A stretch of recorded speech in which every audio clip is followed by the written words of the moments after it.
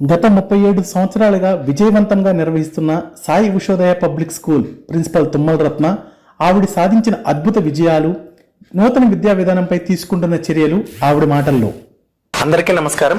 గత కొంతకాలంగా గుడివాడ పట్టణంలో Sai Ushodaya public school principal Tummala Ratna విద్యావంతురాలు మేధావి అయిన మేడం గారి మాటల్లో విద్యార్థులపై ఫౌండేషన్స్ ఒత్తిడి ఏ విధంగా ఉంది, వాటి ఫలితాల గురించి ఏ విధంగా ఉన్నాయి ఏంటనేది మేడం గారి మాటలోనే స్వయంగా అడిగి తెలుసుకుందాం. నమస్తే మేడం. నమస్తే అండి. ఇప్పుడు జనరల్ గా మీరు అంతకుముందు మాకు చెప్పారు విద్యా విధానం గురించి, విద్యా వ్యవస్థ గురించి, మీరు వాళ్ళపై తీసుకునే చర్యల గురించి, అన్నిటి గురించి బాగానే చెప్పారు మేడం. మీ స్కూల్ యొక్క మొత్తం బయోడేటా అంతా ఎప్పుడు స్థాపించారు, మీ స్కూల్లో సాధించిన అద్భుత విజయాలు అన్నీ చెప్పారు మేడం. అంతా బాగానే ఉంది. ఇప్పుడు ప్రజెంట్ ఏంటంటే విద్యార్థుల తల్లిదండ్రులకి మీరు ఇచ్చే సూచనలు ఏంటి, విద్యార్థులు వాళ్ళ తల్లిదండ్రులు మీ దగ్గర జాయిన్ చేయడానికి గల కారణాలు ఏంటనేది ఒకసారి వాళ్ళకి చెప్పండి మేడం. ఇప్పుడు మొట్టమొదటిసారిగా ఏంటంటే ప్రజెంట్ అందరూ కూడా ఐఐటి ఫౌండేషన్, మెడిసిన్ సీట్ రావాలి, ఈ విధంగానే ప్రతి ఒక్క తల్లిదండ్రి కూడా వాళ్ళ పిల్లలపై బాగా ఒత్తిడిని తీసుకొస్తున్నారు మేడం. అసలు ఈ ఫౌండేషనల్ విద్యా విధానం అనేది ఎలా ఉంటుంది, అసలు వాటి ఫలితాల గురించి మీరు పూర్తిగా వివరించండి మేడం. ఈ టైంలో కావాల్సినటువంటి కరెక్ట్ క్వశ్చన్ వేశారు అజయ్ గారు. అవును మేడం. ఎందుకంటే ఇప్పుడు అడ్మిషన్ జరుగుతున్నాయి కదా, ఎల్కేజీకి అడ్మిషన్కి వచ్చిన పేరెంట్ మీకు ఐఐటి ఉన్నదా, ఐఐటి ఫౌండేషన్ ఉందా అని అడుగుతున్నారు. అసలు నాకు బతిపోతుంటుంది అనమాట ఇలాంటి మా అడిగినప్పుడు. ఎందుకంటే గత 38 సంవత్సరాల నుండి కూడా మేము ఐఐటిలో ఎన్నో ర్యాంకులు సాధించాము. కానీ ఐఐటి ఫౌండేషన్ అనే స్పెషల్ బ్యానర్ లేకుండానే వాళ్ళ యొక్క సబ్జెక్ట్లో వాళ్ళకి సబ్జెక్ట్లో ఉన్నటువంటి ఆ మ్యాథ్స్, ఆ ఫిజిక్స్ ఫండమెంటల్స్ నుంచి ప్రతి ఒక్కటి క్షుణ్ణంగా విపులీకరించి పిల్లలు చదువుకునేట్లు అవగాహన కల్పించాం. సబ్జెక్ట్ అంటే ఊరికే బట్టి కొట్టించడం కాకుండా అవగాహన కల్పించడం వల్ల సబ్జెక్ట్ పూర్తిగా తరోగా వాళ్ళు నేర్చుకుంటారు. ఆ విధంగా వాళ్ళు 38 సంవత్సరాలుగా మన ర్యాంకుల పరంపర ఐఐటిలో కొనసాగుతూనే ఉన్నది. కానీ అసలు ఈ పేరెంట్స్ అందరూ తెలుసుకోవాల్సిన విషయం ఏంటంటే ఈ ఐఐటి సీట్లు ఎన్ని ఉన్నాయి మన దేశం మొత్తం మీద కూడా. ఐఐటి సీట్లు మీరు ఎలా చిన్నవి చితకవి ఎన్ని లెక్కేసుకున్నా 20,000 మించిలు ఇవ్వండి. రాసేవాళ్ళు 20 లక్షలు, అంటే 100కి 1 ఈ పేరెంట్ ఎప్పుడైతే వాళ్ళు ఎల్కేజీ నుంచి టార్గెట్ ఫిక్స్ చేశారో నీకు ఐఐటి రావాలి అని, పిల్లవాడు స్ట్రెస్ ఫీల్ అవుతున్నాడండి. ఆ స్ట్రెస్కి తగినటువంటి వాళ్ళు దాన్ని అధిగమించడానికి పేరెంట్ ఏం చేస్తున్నారంటే మనం ఆన్సర్ చెప్పలేకపోతున్నాం దానికి. అది స్కూళ్ళల్లో కూడా ఎల్కేజీ నుంచి మాకుంది, ఎల్కేజీ నుంచి సబ్జెక్టు పరంగా చక్కగా వాళ్ళకి అవగాహన కల్పిస్తే ఐఐటి అనేది కొట్టడం ఒక మామూలు విషయం అండి. కానీ ఈవేళ ఆ పిల్లలు దాన్ని స్ట్రెస్ ఫీల్ అయ్యి అది రాకపోతే కాలేజీలకు వెళ్ళినాక ఎంత స్ట్రెస్ ఫీల్ అవుతున్నా మనం రోజు చూస్తున్నాం. రకరకాలుగా చెప్పకూడని విషయాలైనా ఎన్నైనా ఉన్నని వాళ్ళు చాలా ఇబ్బందులు పడుతున్నారు. ఆ తరువాత పోనీ ఐఐటి ర్యాంక్ సంపాదించాక అందరూ సక్సెస్ అవుతున్నారంటే లేదండి. ఎందుకంటే ఈ ఐఐటీలోది ఏ విధంగా చేయాలి అంటే పిల్లలకి అతి చక్కగా అవగాహన కల్పించాలండి. అంతేగాని ఐఐటి టార్గెట్ పెట్టకుండా పిల్లల్ని రొటీన్లో చక్కగా చదువుకొని ఇచ్చినట్లయితే కనుక వాళ్ళకి అన్నిటికీ భాగం అంటే సమానత్వంగా అన్ని సబ్జెక్టులతో పాటు వాళ్ళకి ఆటలు, పాటలు, వికాస వ్యక్తిత్వం కలిగజేయాలి. అది లేదండి. వికాస వ్యక్తిత్వం అనేది వేళ ఎక్కడా మనకు కనపడతలేదు. ఏంటంటే వెళ్ళాడా పిల్లాడు, చదివాడా, వచ్చాడా, ఇంకంతే. ఆ పిల్లవాడికి ఆటలు, చక్కటి పాటలు, వేరే కాంపిటీషన్స్. మా పిల్లలు ఉన్నారండి, ప్రతి సంవత్సరం ఈనాడు వాళ్ళు, సాక్షి వాళ్ళు, ఇంకా బయట ఎవరన్నా కానీ సమరసత వాళ్ళు, ఇట్లాంటి వాళ్ళు ఎవరు కండక్ట్ చేస్తున్న పోటీలకు వెళ్తూ ఉంటారు. ప్రైజులు వస్తూ ఉంటాయి. కొంతమందికి రావు, మేము ఎంకరేజ్ చేసి చెప్తూ ఉంటాము. ఇప్పుడు participation it self is a criteria అంటాం. అది పాల్గొనడం అనేది గొప్ప విషయం. ప్రైజ్లు అందరికీ ఎలా వస్తాయండి? ఇప్పుడు క్లాస్లో ఉన్నటువంటి 30 మంది పార్టిసిపేట్ చేస్తే 30 మందికి ఫస్ట్ రాదు కదా. కానీ దాన్ని స్పోర్టివ్గా కూడా పిల్లలు తీసుకునేటట్లు తయారు చేయటమే ఈనాటి విద్యావస్థలో లోపాన్ని నేను గమనించినటువంటి విషయం అండి. ఎల్కేజీ నుండి అంటారు, అందరికీ చూడడానికి కూడా చాలా డిఫరెంట్ గా ఉంటుంది. తల్లిదండ్రులు కూడా ఈ పిల్లలని ఈ స్థాయి నుంచి వాళ్ళు ఆ విధంగా ఊహించుకునేటప్పటికీ లాస్ట్ లో వచ్చే రిజల్ట్ ని వాళ్ళు జీర్ణించుకోలేకపోతున్నారు మేడం గారు. అది కాకుండా ఏంటంటే చిన్నపిల్లలు పిల్లలు ఈ స్కూల్ ఏజ్ నుంచే వాళ్ళకి అసలు టైం కూడా ఎటువంటి టైం ఆడుకోవాలి, మన పిల్లలతో తల్లిదండ్రులతో స్పెండ్ చేయాలి, లేదా ఒకసారి అక్కడికి వెళ్ళి రావాలి ఇక్కడికి వెళ్ళి రావాలి అనే టైం కూడా పిల్లలకి లేకుండా విద్యా వ్యవస్థ అనేది పూర్తిగా పిల్లల్ని బందీఖానాలో పెట్టినట్టుగా అయిపోయింది మేడం. అసలు దాని మీద మీరు మీ అభిప్రాయం ఏంటి? అసలు అది ఏంటంటే ఏ టైంలో ఆ టైం కేటాయించాలా. ఈవెన్ మనం చెప్తూ ఉంటారన్నమాట, వాటర్ కూడా తాగే టైం ఇవ్వలేదంటే మంచి పని చేసింది గవర్నమెంట్ ఈ మధ్య. అదేంటంటే వాటర్ బెల్లని ప్రత్యేకంగా ఇవ్వాలి, వాటర్కి టైం ఇవ్వట్లేదు మీరని చెప్పారు. ఇలా వాటర్ తాగకపోవడం హెల్త్ ఇష్యూస్ కూడా వస్తున్నాయండి పిల్లలకి. స్ట్రెస్ అంటే మామూలు స్ట్రెస్ కాదండి, వాళ్ళు ఫీల్ అవుతుంది. ఆ ప్లేస్ లో గనక మనం ఉన్నట్లయితే మనకు తెలుస్తుంది ఆ స్ట్రెస్ ఏంటో. కాబట్టి వాళ్ళని మోయలేని బరువుకి, లేకపోతే వాళ్ళు భరించలేనటువంటి వేదన్ని వాళ్ళకు కలుగ చేయకుండా, చదువు అంటే హ్యాపీగా వాళ్ళ రొటీన్ కార్యక్రమం అని అనుకున్నట్లయితే, అనుకునేట్లు విద్యా వ్యవస్థలో ఉంటే బాగుంటుంది. ఆ విద్యా వ్యవస్థలో ఉన్నటువంటి మార్పులు చేర్పులు మేము ప్రతి సంవత్సరం రీసెర్చ్ చేశాను. నా ఎంఫిల్ సబ్జెక్ట్ కూడా స్టడీస్, అబౌట్ స్టడీస్ ఓన్లీ నా ఎంఫిల్ సబ్జెక్టు. మారుతున్నటువంటి విద్యా విధానాలకు అనుగుణంగా ఏం చేయాలనేది నా ఎంఫిల్ సబ్జెక్ట్ అండి. I got distinction in that.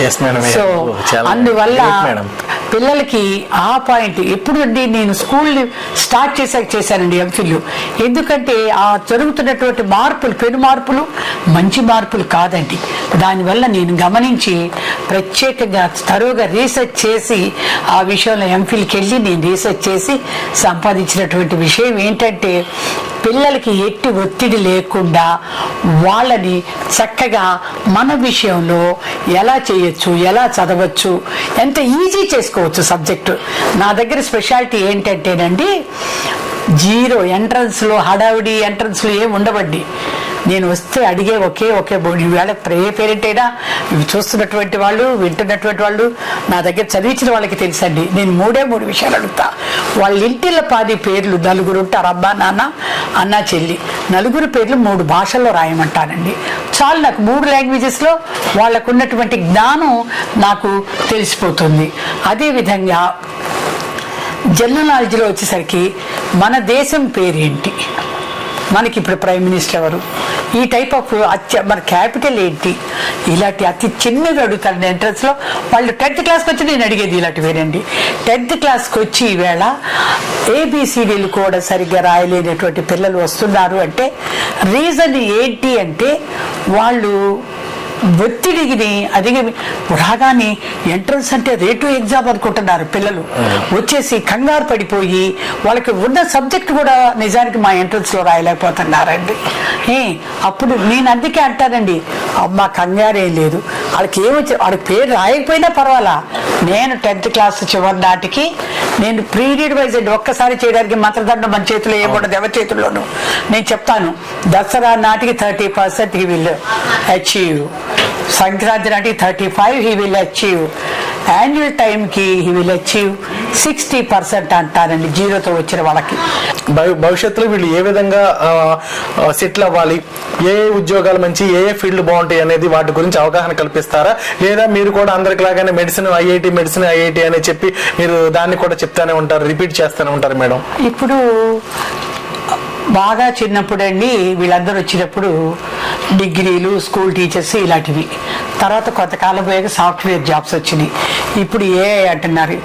Software వాళ్ళ జాబ్స్ అంటే 30 years ప్లస్ వాళ్ళ పిల్లలు. ఈవేళ వాళ్ళందరూ కూడా ఎంత స్ట్రెస్ ఫీల్ అవుతున్నారండి ఏఐ వల్ల, వాళ్ళ యొక్క ఉద్యోగాలు పోతాయని.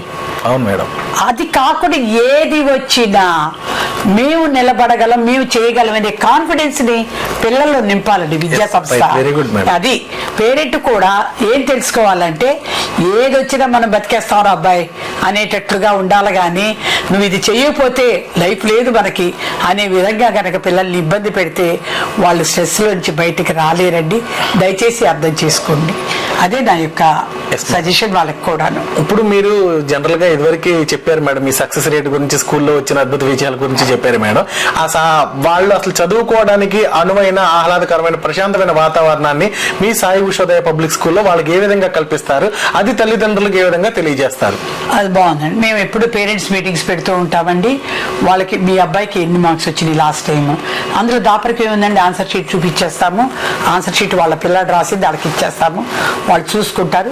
ఏ ఏరియా ఎక్కడ వీక్ ఉన్నాడో చెప్తాము, ఆ ఏరియా ఎందుకు వీక్ ఉన్నాడో కూడా చెప్తాము. దాన్ని డెవలప్ చేసే దిశగా నెక్స్ట్ పేరెంట్స్ మీటింగ్కి తప్పకుండా ఎంతో కొంత డెవలప్మెంట్ వాళ్ళకి కనపడి సాటిస్ఫై అయ్యారు. కాబట్టి 38 ఏళ్లుగా ఈ ఫీల్డ్లో ఈ విధంగా మేము కొనసాగుతూ ఉన్నామండి. పిల్లలకు కూడా టీచర్స్కి చెప్తాము, మళ్ళీ చెప్తాము. పిల్లలతో కూడా ఫ్రెండ్లీ నేచర్ అండి, మేము చాలా ఫ్రెండ్లీ నేచర్గా ఉంటాము. కొట్టడం అనేది పూర్తిగా రద్దు, అవాయిడ్ చేయడం.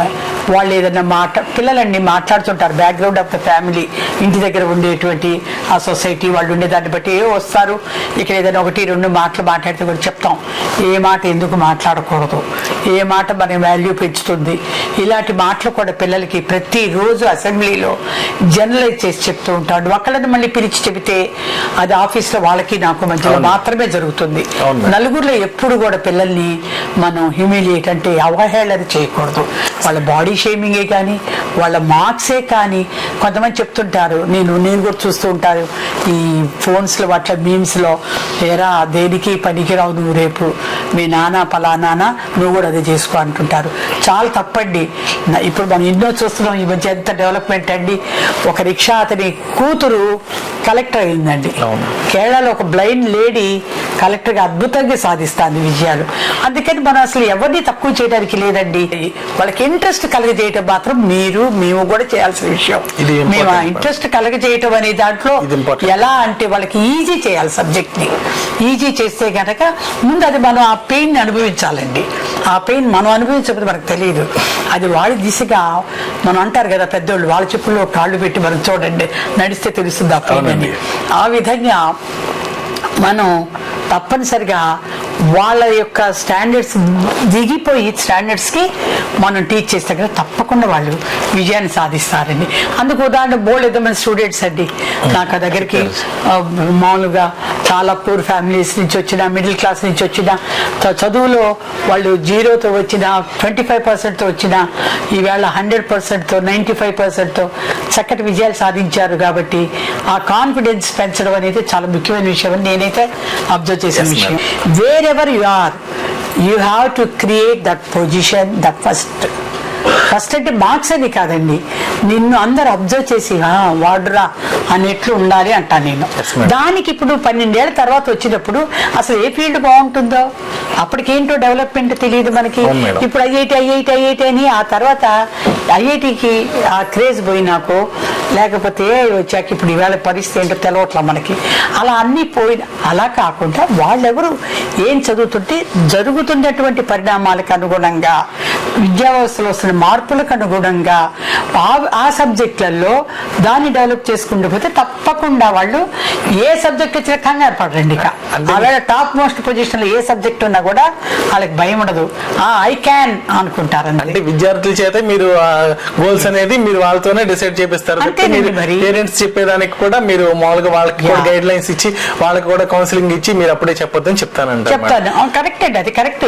ఇప్పుడు ప్రొఫెసర్ శివకేరా చెప్తాడు, ఐ కెనాట్ అంటే I cannot lift this phone also, వెళ్ళను బట్ ఐ క్యాన్ అనుకుంటే I can lift this table also. అలా ఉండాలండి. పిల్లలకి ఏంటంటే ఐ క్యాన్ అనే ఫీలింగ్ వాళ్ళకి కలుగజేస్తే they can achieve anything. Yes madam. ఇప్పుడు ప్రెజెంట్స్ అడ్మిషన్ జరిగే టైంలో మేడం జనరల్ గా అడ్మిషన్ టెస్ట్లు ఉంటాయి, ఫీజులు అడ్మిషన్ ఫీజులని, లేకపోతే ఆ ఫీజు 50% ఇప్పుడే కట్టేయాలి అనే విధంగా చాలా వరకు ఇబ్బందులు పడతా ఉంటారు కదా మేడం పిల్లల తల్లిదండ్రులు. అది కాక మీ దగ్గరికి చాలా మంది కూడా సాధారణమైన వాళ్ళు, మధ్యతరగతి వాళ్ళు, పేద ప్రజలందరూ వచ్చి పాపం చదివిస్తూ ఉంటారు మేడం. అసలు ఈ ఫీజుల విషయంలో, వీటి విషయంలో, అడ్మిషన్ల గురించి మీరు తీసుకునే చర్యలు ఏంటి, మీరు తీసుకునే జాగ్రత్తలు ఏంటి మేడం? మీరు వాళ్ళకి ఏ విధంగా సహాయాన్ని అందిస్తారు ఏంటి మేడం? మా దగ్గర అడ్మిషన్ ఫీజు అయితే లేదండి, అడ్మిషన్ టెస్ట్ కూడా లేదు. బట్ నేను అనేది ఏంటంటే స్కూలు మేము రన్ చేయాలి అంటే మేము టీచర్స్ని వెల్ క్వాలిఫైడ్ అండ్ మంచి ట్రైన్డ్ టీచర్స్ని పెట్టుకున్నప్పుడు స్కూల్ రన్నింగ్ అవ్వటానికి అనుగుణముగా మాకు ఎంత బడ్జెట్ అయితే కావాలో అంత పేరెంట్స్ పిల్లల దగ్గర నుంచి మాకు రావాలి. మేము మినిమైజ్ చేసేసి వాళ్ళ యొక్క బ్యాక్గ్రౌండ్ ఆఫ్ ద ఫ్యామిలీని బట్టి కూడా కొన్నిసార్లు వాళ్ళు అడిగిన రిక్వెస్ట్ బట్టి జెన్యూన్ అయితే కనుక కొన్నిసార్లు డిస్కౌంట్ ఇవ్వడం జరుగుతుందండి. ఆ విధంగా మేము సహాయం అది సంఘంలో మనం చేస్తున్నటువంటి వృత్తిలో అదొక భాగం అండి, అదొక సేవ. ఇది మనం చేయవలసినటువంటి బాధ్యత మనకు ఉంది. అలాగే పిల్లలు మాత్రం ప్రతి ఒక్కళ్ళు టైంకి పేరెంట్స్ ఫీజు కడితే అది చక్కగా మనకి కూడా అనుకూలంగా ఉంటుంది. అసలు మామూలుగా మీరు పిల్లల్లో మీరు చెప్పినవన్నీ కూడా ఏ విధంగా వాళ్ళలో చేస్తారు మేడం? అది ఏ విధంగా అంటే అజయ్ గారు, నంబర్ 1 ఒకటి తీసుకుందాం. అసలు టీచర్స్ ఎడల పిల్లలు బాధ్యతగా అంటే గౌరవించాలి. ఇవన్నీ మనం పదే చెప్తే వచ్చే విషయాలు కాదండి. వాళ్ళకి తెలియాలి. వాళ్ళకి తెలియాలంటే ఏం చేయాలి?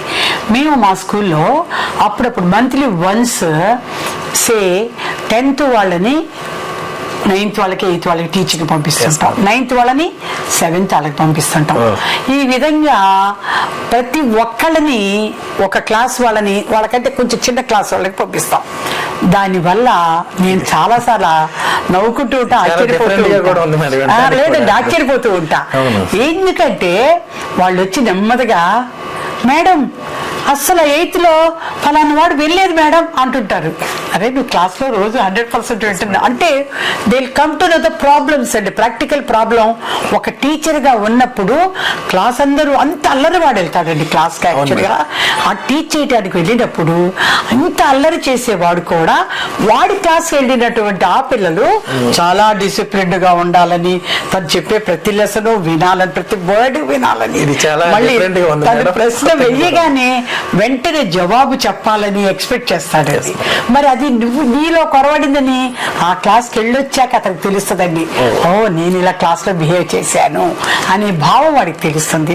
ఇలా కొన్ని క్లాసులు అయినాకండి వీళ్ళకి September 5th మేము అవార్డ్స్ ఇస్తూ ఉంటాం, బెస్ట్ టీచర్ అవార్డ్ అని అలా ఎంకరేజ్ చేస్తూ ఉంటాము.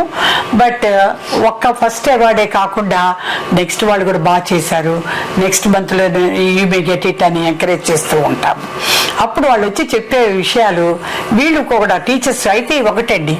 అప్పుడు టీచర్ని తప్పకుండా ఆ క్లాస్ టీచర్, ఆ పీరియడ్ టీచర్ని పర్యవేక్షణలో పెడతాము. ఆవిడ ఉంటారు క్లాస్లో, కానీ she'll be like A kid only. తన క్లాస్ స్టూడెంట్ లాగానే కూర్చుంటారు ఆవిడ. కానీ ఆవిడ ఏ విషయంలో నువ్వు అలా చేయకు, లేకపోతే నువ్వు బాగా చెప్పు, ఇలాంటి ఏం చెప్పరు. టీచర్ ఏ విధంగా డిక్టేషన్ ఇస్తారు, టీచర్ ఏ విధంగా పాఠం చెప్తారు, టీచర్ ఏ విధంగా నోట్స్ ఇస్తారు, టీచర్ ఏ విధంగా మళ్ళీ క్వశ్చన్స్ వేసి రాబడతారు, అవన్నీ కూడా వీళ్ళు చేయాలండి. ఈ 5 పాయింట్స్ మీద టీచర్స్ మళ్ళీ ఒక టీం బృందం వెళ్ళి టీచర్స్ మార్క్స్ వేసుకొస్తారండి. దాన్ని యావరేజ్ చేసి ఎవరికి బాగా వచ్చింది అనేటువంటిది మన జూనియర్స్ ఇలా చూస్తుంటారు, జడ్జెస్ ఉంటారని. అలా టీచర్స్ కూడా ఒక టీం కాకుండా 2-3 టీంలు వెళ్ళి వాళ్ళు వచ్చి ఇచ్చినటువంటి ఆ పేపర్ని చూసి ఈ అబ్బాయికి వచ్చింది అనుకొని, అప్పుడు ఈ అమ్మాయికి వచ్చింది లేకపోతే అనుకొని చక్కగా ఎంకరేజ్ చేస్తూ నెక్స్ట్ డే అసెంబ్లీలో చెప్పడం, September 5th అవార్డ్స్ ఇవ్వటం, ఇలాంటివి చేస్తూ ఉంటామండి. ఇలా చెప్పారు మేడం. అసలు లీడర్షిప్ క్వాలిటీస్ కానీ, కమ్యూనికేషన్ స్కిల్స్ కానీ, నెక్స్ట్ ఈ లాంగ్వేజెస్ మీద కానీ వాటి గురించి మీరు ఏ విధంగా వాళ్ళకి టీచ్ చేస్తారు మేడం పిల్లలకి? మేము డిబేట్స్ జరుగుతుంటే కండక్ట్ చేస్తామండి. బాగా బయట ఎక్కడ జరిగినా కూడా డిబేట్స్ మేము పార్టిసిపేట్ చేయిస్తాము. అలాగే మరి క్విజ్లు కండక్ట్ చేస్తూ ఉంటాము. బయట ఏ క్విజ్కి వెళ్ళినా కూడా మాకు ప్రైజ్లు వస్తూ ఉంటాయి. మీరు పేపర్లో అది వస్తానే ఉంటుంది, చూస్తూ ఉంటారు. మరి ఆ తర్వాత మేము కూడా కొన్ని టాపిక్స్ ఇస్తామండి. మనం వార్ టైంలో పిల్లలకి నేనే ట్రంప్నైతే అని ఒక టాపిక్ ఇచ్చాము. అలాగంటే ఇప్పుడు ప్రపంచ దేశాలన్నిటినీ ఇబ్బంది పెట్టినటువంటి వార్ అది, అది మనం డైరెక్ట్గా ఇండైరెక్ట్గా ఇంపాక్ట్ ఉందంటే ఉంది. గజగజలు ఆడిపోయారు కదా గ్యాస్ మీద, బోల్డెన్ మీమ్స్ వచ్చినాయి, బోల్డెన్ ఇబ్బందులు పడ్డారు జనం కూడా క్యూలు కట్టి. ఇలా అసలు మనకి ఏమన్నా ఎక్కడన్నా కన్సర్న్ ఉందా అండి? అది ఆ విషయంతో మనకి ఎక్కడ సంబంధం లేదు. మరి అది నేనే ట్రంప్నైతే మీద ఇస్తే పిల్లలందరూ ఎక్కువ మంది అండి, అంటే కొంతమంది అలా కూడా ఇప్పుడు అందరూ ఒకేలా ఉండరు కదా, కొంతమంది నేనే ట్రంప్నైతే యుద్ధ పేరు మోగించాను కాబట్టి ఆ యుద్ధాన్ని విజయాన్ని సొంతం చేసుకునే దాకా చేస్తాను, దీన్ని కంటిన్యూ చేస్తాను చెప్పారు ఒకళ్ళిద్దరు. బట్ ఎక్కువ మంది మాత్రం ప్రపంచ శాంతి కాముకులుగానే మాట్లాడారండి. అప్పుడు అడిగాం వాళ్ళని, ఏంటి నీలో ఈ యొక్క నెగిటివ్ థాట్ ఏంటి అంటే, లేదు మేడం వాళ్ళు పాజిటివ్ అన్నీ చెప్తున్నారు కాబట్టి మేము కూడా ఇలా చెబితే ఎలా ఉంటుందని చెప్పాము, కానీ మాకు కూడా యుద్ధం ఆగిపోవాలనే ఉందని చెప్పారు ఆ పిల్లలు. మీరు వాళ్ళలో మోటివేషన్ అనేది తీసుకొస్తున్నాయి మేడం. అలాగే at the same time languages ఇప్పుడు ప్రెజెంట్ మనకి స్పోకెన్ ఇంగ్లీష్ కానీ హిందీ కానీ వాళ్ళకి చదివిపోయిన తర్వాత అవి కూడా చాలా వెరీ ఇంపార్టెంట్ మేడం. వాటి గురించి మీరు వాళ్ళలో ఏ విధమైన శ్రద్ధ తీసుకుంటారు? ఇప్పుడు షేక్స్పియర్ డ్రామాలు ఉంటాయండి, అలాగే వాళ్ళ లెసన్స్ లోనే కొన్ని డ్రామాలు ఉంటాయండి. అంటే ఇంగ్లీష్ లో వాళ్ళకి కాన్వర్జేషన్స్ ఉంటాయి, అలాగే డ్రామాలు ఉంటాయి, ప్లేలెట్స్ అంటారు. వాటిలో ఏం చేస్తామంటే నేను టీచ్ చేయమండి మేము దాన్ని ఏం చేస్తా అంటే పాత్రలు నుంచో పెట్టేస్తాం.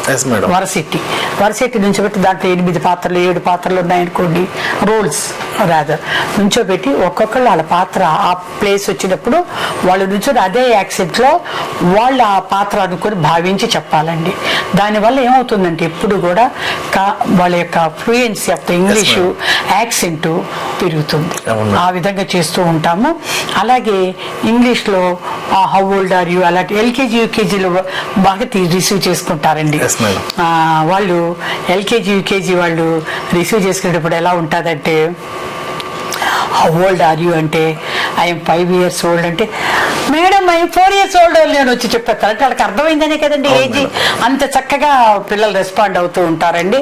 వాళ్ళది దాంట్లో ఇంకా అంటే ప్రశ్నలు వాళ్ళ చేత వేయించి వాళ్ళ ఎదురుగా ఒక పిల్లవాడిని నుంచోబెట్టి ఒక అమ్మాయిని నుంచోబెట్టి వాళ్ళ క్లాస్మేట్స్ చేత ఆన్సర్స్ చెప్పిస్తాం. ఇలా చేయడం వల్ల వొకాబులరీ పెరుగుతుంది. అది మనం రోజు how old are you I'm 5 years old, how old are you I'm 6 years old ఇది 10 సార్లు మనం ఇది చేసేకంటే ప్రాక్టికల్ నాలెడ్జ్ అండి. ప్రాక్టికల్ గా చెప్పినప్పుడు డెఫినెట్ గా దాని ఇంపాక్ట్ ఉంటుంది.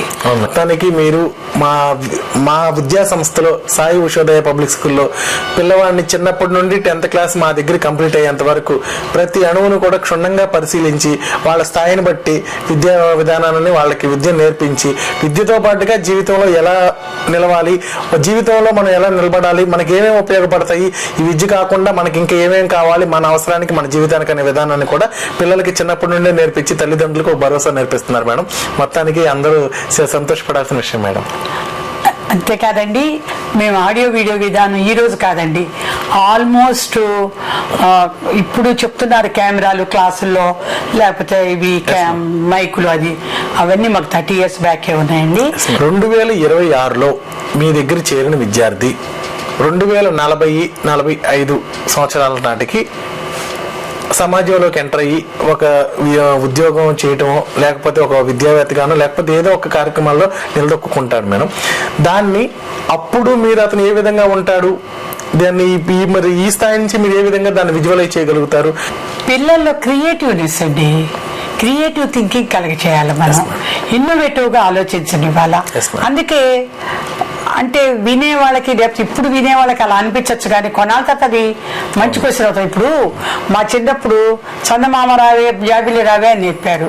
ఆ తర్వాత మేము హై స్కూల్ లెవెల్కి వచ్చేసరికి ఆ చందమామ మీద వాళ్ళు కాళ్ళు పెట్టేశారు.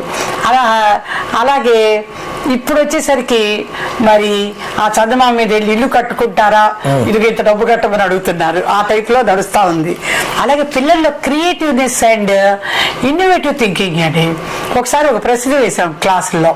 అదేంటంటే, అరే భూమి తిరుగుతా ఉందని చెప్తున్నాం, తిరుగుతున్న భూమిని మనం ఉన్నామని చెప్పాం కదా, ఒకటి భూమి ఆగిపోతుంది తిరగటం, ఏమవుతుంది అందరూ కంగారు పడిపోయారు పిల్లలు చాలా మంది.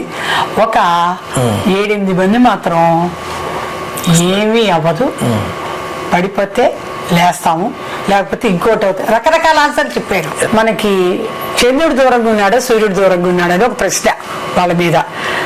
సూర్యుడు దూరంగా ఉన్నాడని అందరూ ఆటోమేటిక్ గా చెప్పారు. ఇద్దరు మనకు ఒకేసారి కనపడ వాళ్ళకి డిస్కషన్, ఇది డిబేట్.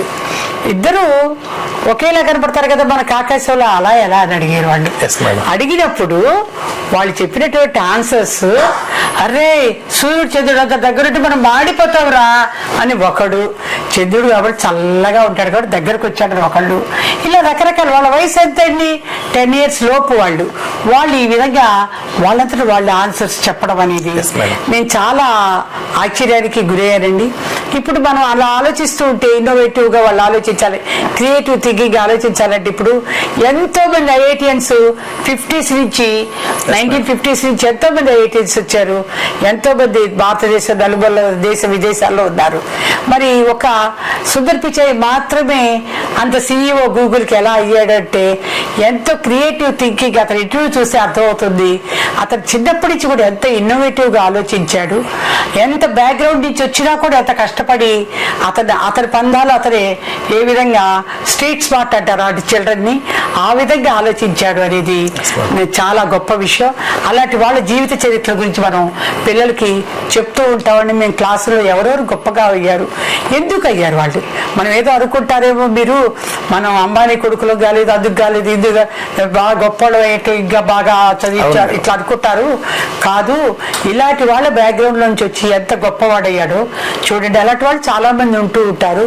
కాబట్టి అలాంటి వాటిని చెప్పి వాళ్ళు మోటివేట్ చేస్తూ ఉంటామండి.